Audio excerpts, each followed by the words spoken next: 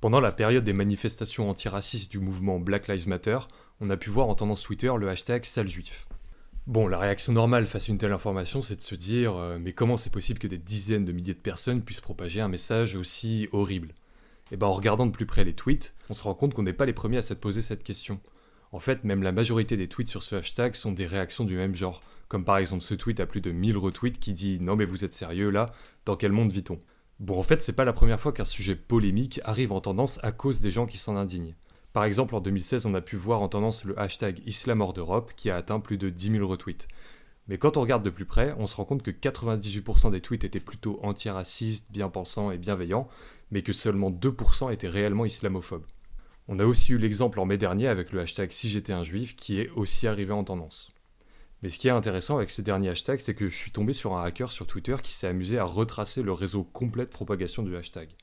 Ce qu'on apprend avec ce réseau, c'est que au départ, seulement quelques dizaines de personnes ont utilisé le hashtag en mode premier degré pour faire des vannes un peu douteuses, mais ça a quand même suffi à attirer un peu d'attention. Une poignée de gens s'est indignée de ces tweets et ce sont eux qui ont permis de diffuser le message. En fait, ces quelques personnes ont permis de faire le pont entre les tweets de base et les autres communautés de Twitter qui se sont exprimées en s'indignant à leur tour. Bon, du coup, on voit qu'il y a un gros problème dans la façon dont Twitter met en avant les sujets polémiques. En fait, l'onglet tendance, c'est un peu trompeur vu qu'en le regardant, on peut pas vraiment savoir si un hashtag est là parce que les gens sont d'accord avec ou pas. Du coup, tout le monde s'indigne de ce qu'il voit et ça contribue à amener encore plus de visibilité aux propos qu'on veut dénoncer. On rentre dans un genre de cercle vicieux où l'indignation alimente l'indignation.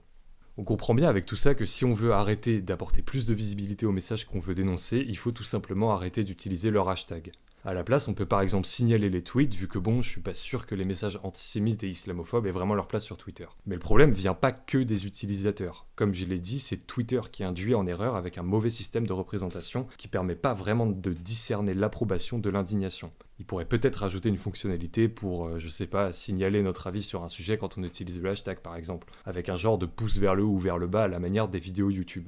D'ailleurs, ils ont l'air d'être plutôt conscients de ces problèmes parce que récemment, ils ont rajouté une fonctionnalité qui permet de voir la part de retweets avec commentaires parmi les retweets. Vu que souvent, quand on retweet, c'est qu'on est d'accord avec le message, mais quand on commente, c'est plus pour critiquer ou apporter quelque chose en plus. Pouvoir savoir cette part de commentaires donne un meilleur aperçu de l'approbation que suscite un tweet, comme par exemple celui-là qui a atteint 80 retweets avec seulement 6 vrais retweets et 74 retweets avec commentaires.